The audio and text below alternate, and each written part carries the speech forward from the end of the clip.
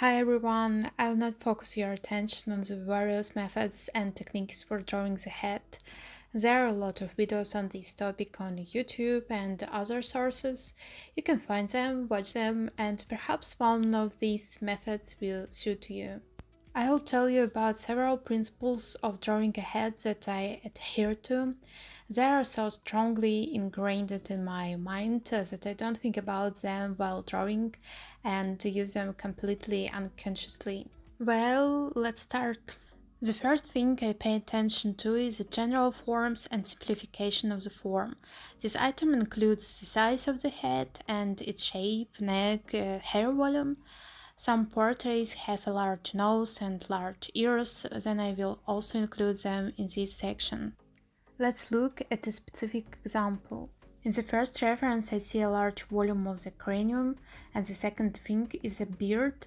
You can also note a large straight nose. In the second example, I will select the head, and the largest volume in this photo is the hair.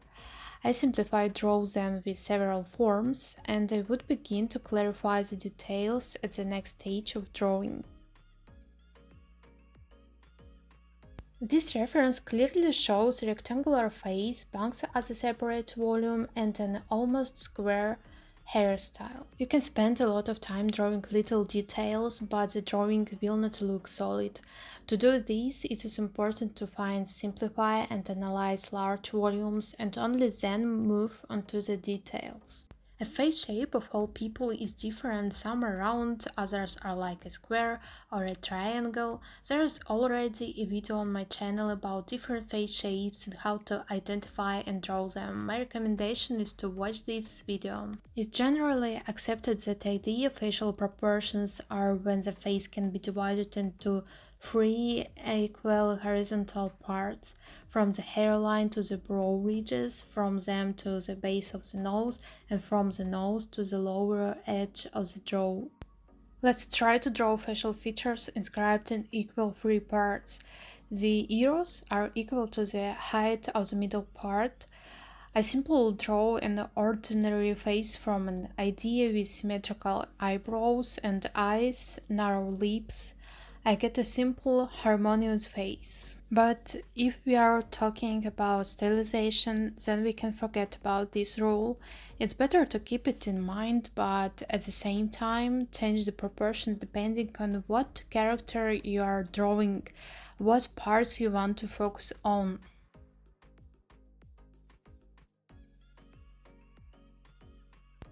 In the reference, the girl has a large forehead and I want to show it.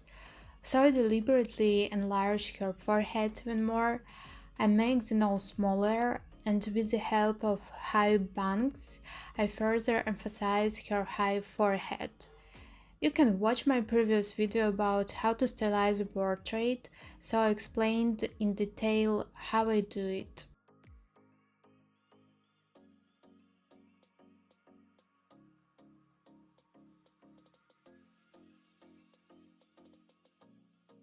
When you are just learning to draw portraits, don't hesitate to draw auxiliary lines.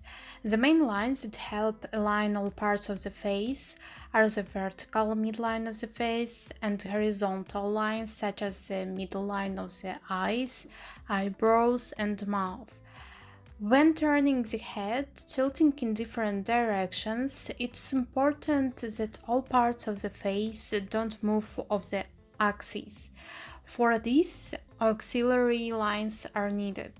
I often test myself by drawing these axes, or sometimes I start drawing with them. After drawing the lines, I noticed how the eyebrows moved down, the nose was drawn in the wrong direction, and the edge of the lips rose higher. If you immediately draw the center lines, then the likelihood of crookedly drawn facial features is much less.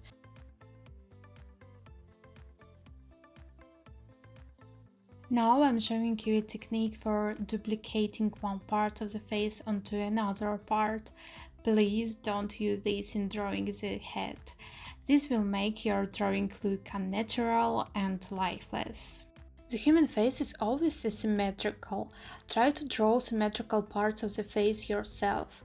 Draw both the right and left parts at the same time, so you won't find yourself in a situation where one eye is drawn perfectly and you simply don't know how to repeat the second. Switch from one eye to the other if something is changed in one of them, then immediately correct it in the other. For example, like here, it seems to me that I need to erase the iris of the eye. I transfer this on the left eye and repeat the same action on the other. In any case, it's important to focus on your style. I can't give you a general advice for every drawing style, but I've give you some basics to consider that may give you a general understanding of how to draw a stylized cartoonish head. I don't see the point in explaining the base, you can study it yourself. Having basic knowledge of the structure of the head, you can adapt them to any drawing style. Or if you don't yet have your own style, then finding it will be much easier if you use the axis of construction and find interesting shapes and proportions of the head and face. Even if you find a great style formula, never be afraid to change it up and look for new drawing options. Some style requires soft rounded shapes, some of the contrary are more straight and sharp, some draw large eyes and some draw realistic proportions. There are a lot of stylistic solutions and for each of them you need to look for your own forms of expression. I share my experience and how I work in my style. And if what I'm talking about resonates with you and you find it interesting, then I ask you to subscribe to the channel, like it, and write me your feedback in the comments. I can tell you in more detail about the parts of the face in the following videos, if you're interested and you let me know about it. And these were the basic principles and features that I pay attention to and that make the process of drawing a portrait easier. I hope they will be helpful for you too.